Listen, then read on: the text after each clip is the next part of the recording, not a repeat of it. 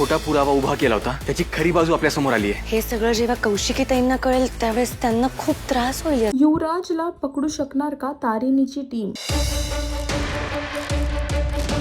तारिणी या मालिकेमध्ये युवराजने जे खोटे पुरावे उभे केले होते त्याची खरी बाजू आली आहे आता केदार आणि तारिणी समोर, आणि त्यावरतीच दोघे आता काम करताना दिसत आहे। पण जेव्हा ही गोष्ट कौशिकीला कळेल तिला ह्या गोष्टीचा फार त्रास होईल असं तारिणी म्हणते। इथेच दुसरीकडे तारिणी सुद्धा गुलाबला आता सांगितलं आहे की तुझा जो पार्टनर आहे या सर्वांमध्ये तो सुद्धा पकडला गेला आहे, तो सुद्धा यात अडकला गेला आहे, म्हणजेच युवराज। तिथेच आता तारिणीच्या टीमला सुद्धा फक्त 24 तास दिले गेले आहेत। पुरावा उभा केला होता त्याची खरी बाजू आपल्या समोर आली आहे। हे सगळं जेव्हा कौशिकीताईंना कळेल त्यावेळेस त्यांना खूप त्रास होईल या सगळ्या गोष्टींचा।